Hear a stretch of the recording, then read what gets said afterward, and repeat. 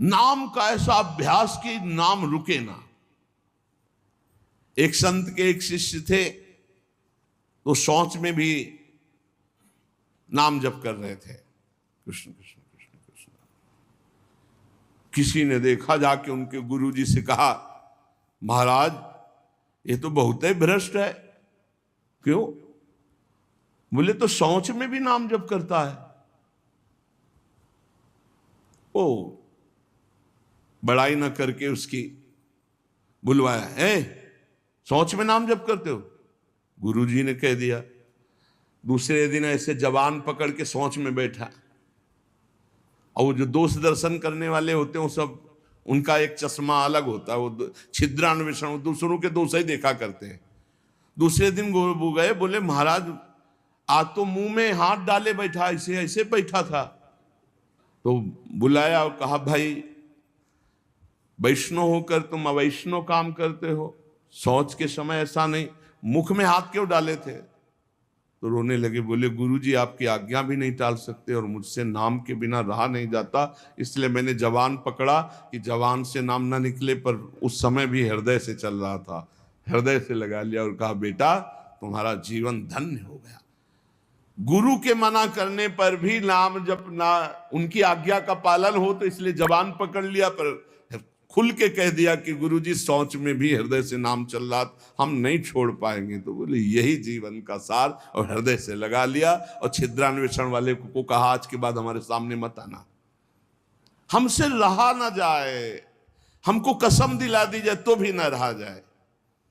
एक संत के पास एक गए, बोले 18 साल से आपने कहा था राम राम जप को, तो हमने जप किया, लेकिन हमको कोई दिव्यता तो समझ में आई नहीं। तो उनका, अच्छा हमें गुरु मानते हो? बोले हाँ गुरु मानते हैं, आपको पक्का मानते हैं। बोले तुम्हें हमारी कसम है, बस कल तक ये नाम ना जपना, फिर कल आओगे तो हम ऐसा मंत्र देंगे कि बहुत जल्दी तुम्हारे को सिद्धि प्राप्त हो जाएगी। वो ठीक है, प्रणाम करके चले, शुरू हुआ अभ्यास। अब गुरुजी ने कसम खवाई, तो सीढ़ी नहीं उतर पाए, रो के आए, बोले गुरुजी ऐसा तो नहीं हो सकता, अब नाम तो नहीं छूट सकता। गुरुजी आपने कसम खवा दी, इतनी देर में कितने नाम चल गए गुरुजी, अब ऐसा नहीं। बोले बस यही मिला 18 साल से, जो नाम में तुम्हें प्रियता हो गई, अब क्या दुर्लभ रह गया। आगे जब इसका फल प्रकाशित होगा तो सच्चिदानंद भगवान का मिलन। तो हमारा स्वभाव बन जाए कि रहा ना जाए बिना भजन के, हमारा जीवन भजन बन जाए।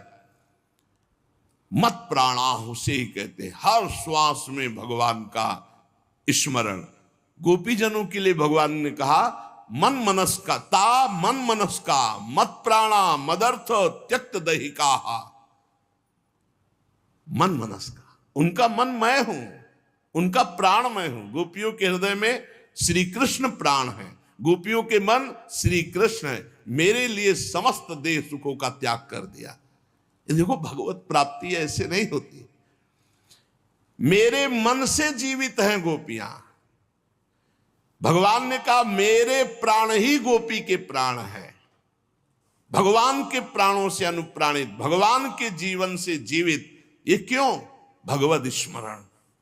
हर श्वास तो भगवान को प्राण समर्पित, हर वृत्ति तो चित्त और मन समर्पित, पूरा निश्चय भगवान मेरे तो बुद्धि समर्पित, और अहम भगवान के दासत्व में समर्पित।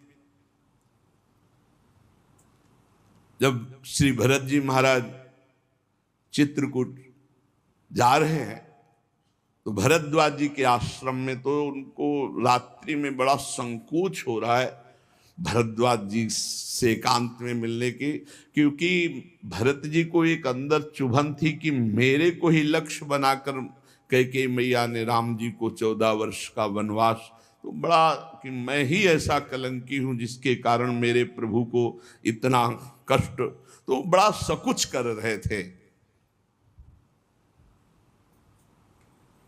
और वहां चर्चा हो रही थी, भरत जी पधारे हैं, तो कहा भरत सरिस को राम सनेही, जगु जप राम राम जप जेही। अरे भरत जैसा राम प्रेमी कौन हो सकता? सारा संसार राम राम जपता है, पर राम जी क्या जपते हैं? श्री भरत श्री भरत श्री भरत। भरत सरिस को राम सनेही, जग जपु राम राम जपु जेही। भरत जी के समान कौन प्रिय? क्यों? भरत जी जैसे राम जी को निरंतर जपते, ऐसे राम जी श्री भरत ऐसा जपते हैं। प्रेमी का हृदय हर समय अपने प्रीतम के चिंतन में तन्मय रहता है। विलक्षणता उसी में आती जो निरंतर भजन परायण रहता है। भगवान का स्वभाव, भगवान की महिमा, भगवान का प्रभाव उस भक्त के हृदय में उतरने लगता है जो निरंतर भगवत चिंतन परायण रहता है। यहां सावधानी रखनी है। भजन परायण होने पर भी हमारे अंदर चाह नहीं पैदा हो रही तो कोई न कोई हम में त्रुटि हो रही है। जिसको अपने साध्य का पता है, मेरा साध्य क्या है, श्यामा श्याम, तो फिर राजी कैसे हो रहे हो और से? जब तुम्हारा साध्य श्यामा श्याम है तो तुम राजी कैसे हो रहे हो और बात से, धन से, संपत्ति से, प्रणाम से, नमस्कार से? जब तुम जानते हो ये मिथ्या है, तुम्हारा साध्य परमात्मा है, तो तुम परमात्मा के सिवा अन्य किसी से कैसे राजी हो गए? साधना के विघ्न जिनसे हमें बचना है, ये विघ्न है। अपने आराध्य देव साध्य के बराबर किसी को नहीं रखना। ये बात समझो। किसी वस्तु, व्यक्ति, स्थान, घटना, परिस्थिति, कैसे तुम राजी हो गए कि प्रभु का विस्मरण? जैसे हम किसी व्यक्ति से मिलने में प्रभु को भूल गए तो वो व्यक्ति प्रभु से बढ़कर हो गया। किसी वस्तु के भोग में हम प्रभु को भूल गए तो वस्तु प्रभु से बढ़कर हो गए। साध्य की ओर जिसकी दृष्टि नहीं है वो साधक किस बात का? अपने को जो एकांत रूप से भगवत प्राप्ति के मार्ग में चलाया है उसी को साधक कहते हैं। और जो हर समय साध्य को लक्ष्य रखता है वही साधक, प्रवीण साधक है। अपने कार्य में, अपनी साधना में, अपने मार्ग में दूसरे की तरफ ताको झाको मत, चुपचाप चलते रहो। साधक को हमेशा ध्यान रखना चाहिए, हमें कभी लक्ष्य को भूलना नहीं है। हमारा लक्ष्य क्या है? खड़े हैं तो हमारी दृष्टि बिल्कुल मंत्राकार, कार्य में है तो नाम जी। जब पूछे क्या चल रहा है, आपकी कृपा से चल रहा है। उत्तर यही होना चाहिए, झूठ नहीं, सत्य ही होना चाहिए। लक्ष्य को भूल गए जिस मिनट, जिस सेकंड, उससे बड़ी हानि क्या है? तुम साधक क्या हो? हानि हरिवंश के नाम अंतर परे, का हनुमंत विपत्ति प्रभु सोई, जब तो सुमिरन भजन न होई। हरि बाबा ने एक दृष्टांत में बताया कि एक सिद्ध फकीर एक संत की झोपड़ी पर गए तो वहां गड्ढा बना हुआ था सामने और घुटनों का भी। उनका शिष्य और संत जन थे तो उनका ये क्या है? बोले हमारे गुरुजी यहां दंडवत करते हैं। कहा ऐसे चिकने चट्टान में भी गड्ढा बन गया, इतनी दंडवतें करते हैं? बहुत गदगद कंठ हुए और कहा बहुत दिव्य संत हैं जो इतनी दंडवतें रोज प्रभु को करते।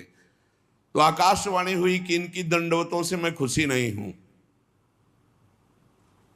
तो सिद्ध फकीर जो थे, संत, वो रोने लगे।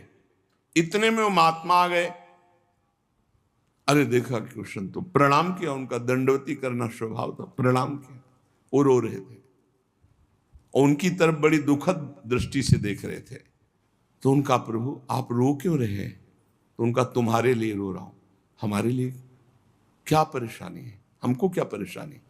बोले आप इतनी मेहनत करते हैं, इतनी दंडवत करते हैं और आकाशवाणी हुई है कि प्रभु आपकी दंडवतों से, नमन से खुश नहीं है। वो नाच पड़े। बोले सच्ची? बोले हाँ।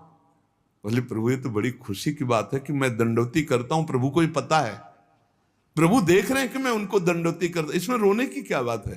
ये तो बहुत खुशी की बात है। वो खुश हैं कि नहीं खुश, इसका परिणाम मिलेगा कि नहीं। सबसे खास बात है कि हर दंडवत वो हमारी देख रहे हैं, हर दंडवत बड़ा आनंद से प्रफुल्लित होकर अब वो रोने लगे, आनंद अश्रु इस बात से कि प्रभु मेरी हर दंडवत को देख रहे हैं, स्वीकार करें ना करें लेकिन मेरी दंडवत को देख रहे हैं, मेरी साधना को देख रहे हैं। थोड़ी देर में यह आकाशवाणी फिर हुई, ऐ संत मैं तुम पर बहुत प्रसन्न हुआ, तुम जो चाहो मांग सकते हो। तो जो सिद्ध महापुरुष आए हुए थे उन्होंने कहा अभी तो आपने आकाशवाणी की थी कि इनकी बंदगी इनकी दंडवत से आप प्रसन्न नहीं, अभी आप कहते हैं मैं बहुत प्रसन्न हूं, तो इतनी देर में कौन सी साधना हो गई? बोले इतनी देर में जो इनका अपनापन मेरे लिए है, उमंग है, वो इनकी जो जागृत हुई, उसी उमंग और अपनेपन से मैं बहुत प्रसन्न हो गया और इनकी साधना पूर्ण हुई। एक क्षण लगता है, हमको ये नहीं देखना कि इसका परिणाम क्या होगा, हमको अपनी दिनचर्या अपनी नियमावली करना, इसी से भगवान भी कह दे मैं प्रसन्न नहीं, तो ये बात तो है कि आप देख रहे हो ना, बस इतनी बात बहुत है, आप देख रहे हो बस। शनै शनै रूपरमेद बुद्ध्या धृति गृहीतया आत्मसंस्थम मनः कृत्वा न किंचिदपि चिंतयेत। धीरे धीरे ऐसा अभ्यास बनाओ, सब जगह से मन को बार बार हटाकर नाम में लगाओ और कुछ चिंतन न हो, अपने प्रभु का भजन। दूसरी किसी वस्तु व्यक्ति चीज का चिंतन ना होने पावे, जहां जहां मन जाए वहां वहां से हटा करके अपने लक्ष्य में अपने प्रभु में। साधक धैर्यवान होना चाहिए, विश्वासी होना चाहिए, विचलित नहीं हो जाना चाहिए कि अरे बहुत प्रयास किया मन नहीं लगा। नहीं, हम प्रयास करते रहेंगे। जब हम रात्रि में टहलते हैं तो एक राधा राधा राधा राधा राधा राधा राधा राधा राधा राधा राधा राधा ये ऐसे आवाज आती है, वो कोई साधक करते हैं, बहुत अच्छा लगता है कि मानो 2 बजे नींद आ जाए, खड़े हुए बालकनी में नाम राधा राधा राधा राधा राधा राधा राधा राधा। अरे यहाँ मेहनत करनी, मेहनत करके प्रयत्न करके हमको अपना मन भगवदाकार बनाना, चिंतन परायण बनाना। बहुत अच्छा लगता है जब साधक कोई साधना में प्रवृत्त होता है। थोड़ा जाग, अपने स्वरूप पे जाग, इन सबको झटका मार। बहुत जोर का तुम्हारे पास करंट पावर है भगवान का, तुम में जो शक्ति है उसको जागृत करो। बहुत शक्तिवान हो तुम, साधारण नहीं हो, भगवान के जन हो। जब तक हमारी भजन में रुचि, भजन में प्रवीणता, हम भगवान को अपना जीवन दे दें, ये जीवन केवल भगवान की प्राप्ति के लिए है, तो भगवान हमको वैसे संग करवा देंगे, वैसे ही भजन मिला। एक चीज तो समझ लो, साधक वही जो जिद्दी स्वभाव का, ये बात समझ लो, साधक वही जो जिद्दी, भजन में जिद करके लगना पड़ता है। जैसे भजन में पूर्व में था कि बैठे थोड़ी देर भजन हुआ, फिर नींद आने, खड़े हो गए और टहल रहे हैं, बाहर निकल करके टहल। हमें नींद में समय बर्बाद नहीं करना। एक नियत समय तुम्हें दे दिया देह को सोने का, 5 घंटे 4 घंटे 3 घंटे, जितना अभ्यास में ले पाए। इसके बाद अब नहीं कि तुम झटका मारो। हर प्रयास किए, ठंडा पानी बिल्कुल ठंडा रख लिया है, सर्दी में कंबल ओढ़ा नहीं, पूरा अब ठंडी में कांप, अब नींद आवे, लड़ा जाता है। बहुत आनंद का विषय है जिस मार्ग में आप चल रहे हैं। अपने आप को भगवान के चरणों में समर्पित करके निरंतर भजन का अभ्यास, तो तेषाम हम समुद्धरता मृत्यु संसार सागरात भवामि न चिरात पार्थ मय्यावेशित चेतसाम। इस शब्द पर ध्यान करो, मय्यावेशित चेतसम, मेरे में आवेश चित्त वाला। भजन का आवेश हर समय बना हुआ है, भजन का आवेश और कोई चाह नहीं। एक रबिया जी बड़ी संत हुई है, उन्होंने कहा कि अगर मैं स्वर्ग चाहूं तो मुझे जरूर नरक भेज देना प्रभु, अगर नरक से बचना चाहूं तो और भयानक कष्ट देना प्रभु, पर यदि आपको चाहूं तो छुपना मत। अगर आपसे और कुछ चाहूं, सुख चाहूं तो दुख दे देना, स्वर्ग चाहूं तो नरक दे देना। अगर हमारी नरक न जाने की इच्छा हो तो और भयानक कष्ट दे देना। लेकिन यदि मैं भजन चाहूं और आपको चाहूं तो इसमें धोखा मत कर देना। मैं आपको चाहती हूं, आप हमारे हृदय की बात जानने वाले हो। साधक जब इस मार्ग में चलता है तो उसको प्रलोभन और भय, ये दो चीजें माया भेजती है, ध्यान रखना। साधक इस मार्ग में जब चलता है तो प्रलोभन और भय, कोई भी हो, पार्वती जी तपस्या कर रहे हैं भगवान शंकर के लिए, भगवान शंकर से प्रेरित होकर सप्तऋषि आए। अब महादेवी ध्यानस्थ थी, जब ध्यान खुला तब प्रणाम किया और कहा, देवी आप तपस्या में संलग्न है, बहुत कठोर तप कर रहे, बहुत कठोर तप। सूखे पत्ता एक ऐसे बिल्व पत्र पा लिया, बस अपर्णा नाम पड़ा माता जी का, बहुत कठोर तप। किसके लिए कर रहे हैं? तो उनका भगवान शंकर को पति बनाने के। हंस पड़े सब। हंस पड़ना होता है मानो उपहास करना किसी बात। भगवान शंकर को पति, अरे बरगद के पेड़ के नीचे रहते हैं महाराज, चिता की भस्म लगाते हैं, बागंबर धारण करते हैं। कोई इतनी बड़ी तपस्या, देखो हम वैकुंठनाथ भगवान श्री हरि से आपका ब्याह करा देंगे। पार्वती, कोटि जन्म लग रगर हमारी, बरौ शंभुनता राव। साधक प्रलोभन नहीं, प्रलोभन नहीं। प्रलोभन क्या हुआ? वैकुंठनाथ। प्रलोभन नहीं, भय, भय दिखाया जाता है। जब ध्रुव जी महाराज चले तो नारद जी आ गए, भय दिखा, अरे मुख मुख। प्रहलाद जी, नारद जी, बड़े बड़े महाभागवत, इनके जीवन में देखो प्रलोभन भय किस किस कोटि के आए, लेकिन अपनी निष्ठा छोड़ी। दुलार करता हुआ हिरण्यकश्यप कहते, छोड़ दो इस हरि की बात और जो तू चाहे प्राप्त कर ले। और भय तो कितना भयानक दिया।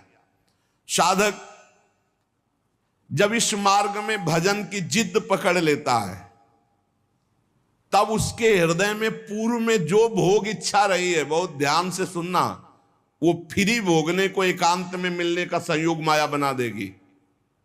प्रलोभन, पूर्व में कोई भी भोग इच्छा रही है, सबसे पहले भजन की तन्मयता में वो भेजी जाएगी। भोगो इसे, फ्री, कोई विघ्न नहीं।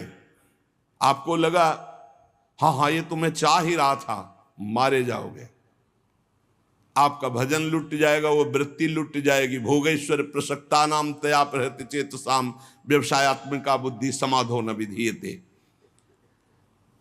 आपका थोड़ा सा अच्छा भजन होने लगेगा तो आपके पास भेजे जाने लगेंगे लोग। ध्यान से सुनिए, बड़े भजनानंदी है, ले सेव अंगूर, ये ले, वो ले, ये रुपया की गड्डी, कभी कोई जरूरत हो फोन नंबर ले, ये ले फोन हो, उसमें ये भगवान की माया आपके भजन की एकांतिक वृत्ति को छीनने के लिए व्यवस्था भेज रही है। ये तुम्हारे भजन का फल नहीं है, भजन का विघ्न है। बहुत से भक्त बनने लगेंगे, आपका पूजन करने लगेंगे। बहुत खतरनाक खेल है, बहुत समझ के। पूजा अच्छी लगने लगी, फल फूल अच्छे लगने लगे, रुपया पैसा अच्छा लगने लगा, फोन नंबर अच्छा। अरे भाई, जिनके पास फोन है अब उनको दूसरे की जरूरत क्या है? असंगोहम पुरुषा, अकेले रहकर पूरे विश्व का सब भ्रमण करो, उसी में सब चीज है। इतने इतने बच्चे हैं, सब ज्ञान है उनको, पूरा विश्व का ज्ञान है मोबाइल भगवान की कृपा से। अगणित रूपों में आपके पास भजन का विघ्न भेजा जाने लगेगा जब आपका भजन सही होने लगेगा। कुछ तो बड़ाई करने वाले भेजे जाएंगे, मोचू पड़ी बोलने वाले। बचना चाहिए इसों से, जलन पैदा होनी चाहिए। जब माया ये जान लेती है कि भगवान बनना चाहता है, तो वो मायापति तो सिर्फ भगवान ही है, वो ऐसे प्रश्न फेंक देती है कि वो अपने आप चिल्लाने लगता है कि मेरे जैसा अधम कोई नहीं है। बड़ाई सुनकर अच्छी लगने लगे, साधन मार्ग के पथिक को बच के, साधन की सिद्धावस्था है, सबके चरणों में वंदना करो, सब इष्ट रूप है, हम सबके दास हैं। शो अनन्य गति जाके असमति न टरे हनुमंत, मैं सेवक सचराचर रूप स्वामी भगवंत। कहीं धोखे में मत आ जाना। मान देने वाले, पूजा करने वाले, फूल चढ़ाने वाले, प्रलोभन देने वाले, ये तुम्हें भ्रष्ट करने आए हैं, तुम्हें ऊंचे उठाने नहीं आए। ध्यान रखना। जो बड़ी बड़ी बातें आपके सामने प्रशंसा की करें, आप सुनो तो जान लेना ये भ्रष्ट करने के लिए माया ने भेजा है। ये माया का पार्षद है। मुझे राधा राधा राधा राधा, सावधान, हे हरि बचाओ, हे प्रियाजू बचाओ। अगर इनसे बच गया तो आगे सिद्धियां आती है। सिद्धियां किनको आती हैं? जो इन सब से बच गया। अगर सिद्धियों से बच गया तो बड़े बड़े देवता हाथ जोड़कर खड़े हो जाते हैं और कहते हैं आपको जो सुख चाहिए, आप देवलोक चलो, अभी आपको भ्रमण कराते हैं, आप जो सुख चाहिए। जब मृत्यु लोक चाहो, मृत्यु लोक में कोई जान नहीं पाएगा। जब चाहो देवलोक, जब चाहो जिस लोक का भोग, क्योंकि भगवान को प्राप्त करना चाहना, भजन करना, भगवान को प्राप्त करना चाहना, तो उसकी चाह को बदलते हैं। देवता लोग हाथ जोड़कर खड़े हो जाते हैं। बड़े बड़े देवता लोकपाल उसके सामने आने लगते हैं। आप वरुण लोक चलो, आप इंद्र लोक चलो, आप वायु लोक चलो। साधक भय और प्रलोभन आखिरी तक, जब तक भगवान के दर्शन न हो जाए, कुछ स्वीकार न करे। इनसे बचा रहेगा तो भजन सफल हो जाएगा। एकनिष्ठ साधक ही जीत सकता है इन प्रलोभन और भय से। अपने गुरुदेव को आदर्श मानकर बस उनकी आज्ञा पर छुप करके, अपने आप को छुपाकर भजन करके भगवत साक्षात्कार कर ले। फिर भगवान जब करवाना चाहते हैं जगत मंगल, फिर वो सारी जिम्मेवारी उनकी होती है। हमारा मार्ग कैसा है ये हमें केवल गुरुदेव से देखना है और किसी व्यक्ति से सलाह नहीं लेनी है। फिर हमें कोई बुरा कहता रहे तो हमें कोई परेशानी नहीं, क्योंकि हम गुरुदेव से मिलकर चल रहे हैं बस। साधक मार्ग पर चलने वाला है, अभी सिद्ध तो हुआ नहीं, इसलिए उसे कभी भूलकर कोई दूसरा भरोसा नहीं कर लेना है। भरोसो जाहि दूसरों सो करो। अगर किसी का भरोसा कर लिया तुम्हारा मार्ग रुक जाएगा। भरोसो जाहि दूसरों सो करो। मोई तो सावन के अंधे जो सूझत रंग हरो ही हरो। हमारी महारानी, हमारी लाडली जो जैसे रखे वैसे हम महानता आनंद का अनुभव करेंगे। दूसरे से नहीं, बने तो रघुबर ते बने, बिगड़े तो भरपूर, तुलसी और अंते बने ता बनवे पे धूर। अनन्यता, निष्ठा, इष्ट प्रियता। जिसने संसार में किसी और का भरोसा कर लिया, बस बहुत बहुत बदल जाता है। हाँ, बहुत बदल जाता है। साधन को बदलते देर नहीं लगती। जहां साधक चूक कर देगा तो साधना बदल जाएगी। साधना होने लगेगी मान की, प्रतिष्ठा की, भोगों की। आप सच्चे गुरु, सच्चे आचार्य के बन करके चलो तो आगे ही आगे मार्ग आपको प्रकाशित करते चले जाएंगे। गुरुदेव पूछने की जरूरत नहीं, आगे का मार्ग खुद दिखाई देने लगता है। सच्चे साधक को मार्ग पूछना नहीं पड़ता। ये अध्यात्म में अपने आप आगे प्रकाशित होने लगता है। सफलता आपके चरण चूमेगी यदि सावधान रहे तो। और अगर इन विषयी पुरुषों के फंसाव में आकर फंस गए, भटक गए, तो फिर बदल जाएगी, साधना बदल जाएगी। परमार्थ में बहुत सावधान। एक भी जीवन भर कोई अपना नहीं होना चाहिए, पूरे विश्व में कोई पराया नहीं होना चाहिए। ये चतुरता उपासक की। एक भी पूरे जीवन में अपना नहीं होना चाहिए, पूरे जीवन में, और पूरे विश्व में कोई पराया नहीं होना चाहिए। समझ लो, जो सबसे परे सबसे भरे उसका सेवक कितना प्रवीण होता है। साधक साधना में सावधान, उसके बीच में प्रलोभन आएंगे भगवत प्राप्ति के बीच में। चाहे वो सिद्धियों का चाहे देवताओं का हो, लोक की तो बात ही क्या, केवल अपने इष्ट के लिए जो धुआंधार भजन में लगा हुआ है, कहीं विश्राम नहीं, कहीं कोई चाह नहीं, वो निकल जाता है। सालोक के सारिष्ट सामीप्य सारूप्य एकत्व मप्युत दीयमानम न गृहणंति बिना मत सेवनम जना। भगवान का भक्त इन मोक्ष सुखों को स्वीकार नहीं करता, सिद्धियां और देवता या अन्य सुखों की तो बात जाने दो। ध्यान रखने की बात है कि अनन्य प्रेमी अनन्य भजनानंदी ही भगवत साक्षात्कार करता है।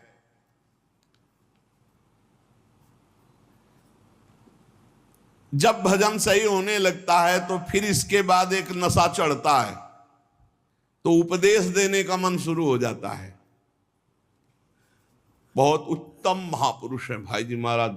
साधक को बचाने के लिए एक छोटी छोटी सी बात को उपदेश लोगों को दे करके अपने को श्रेष्ठ समझ करके वो भजन से उतरने लगता है।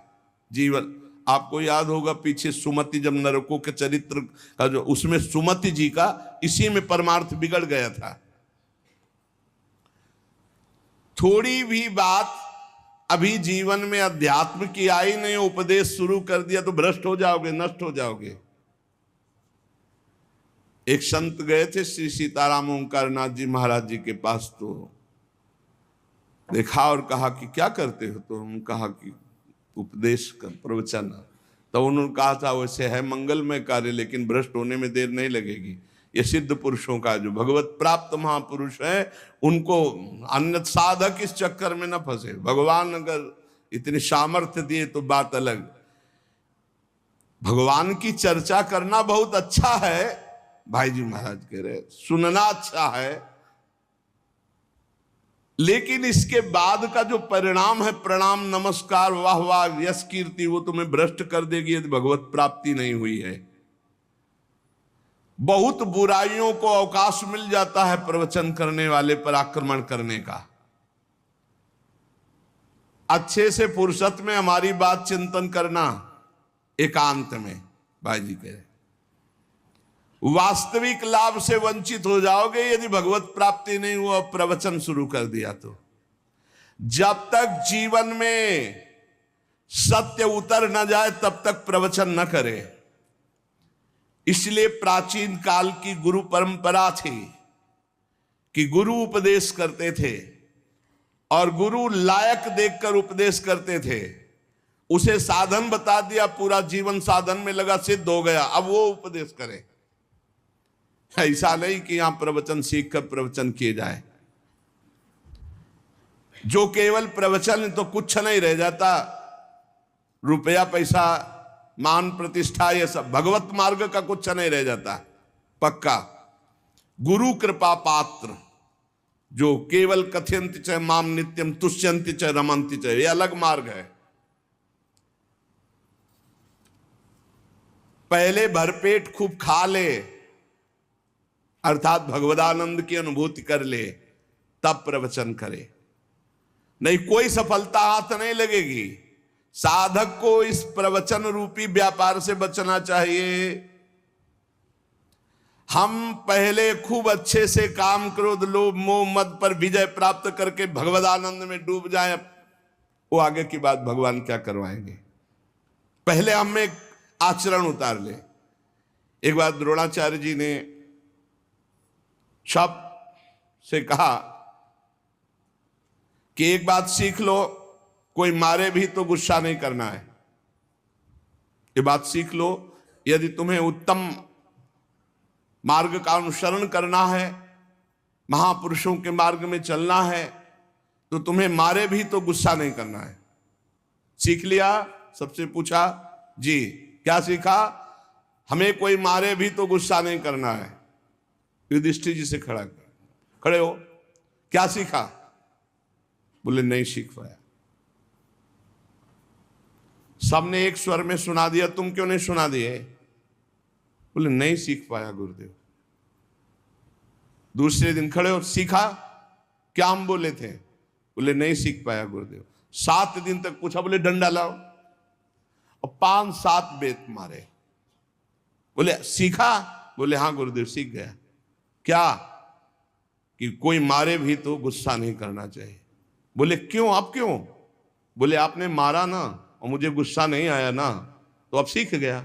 हम केवल वाणी से थोड़ी बोलते कि मारे कोई गुस्सा, आपने मारा ना, अभी तक मारन लगी नहीं थी, आपने मारा और मुझे गुस्सा नहीं आया, अब मैं सीख गया कि कोई मारे भी तो गुस्सा नहीं हो।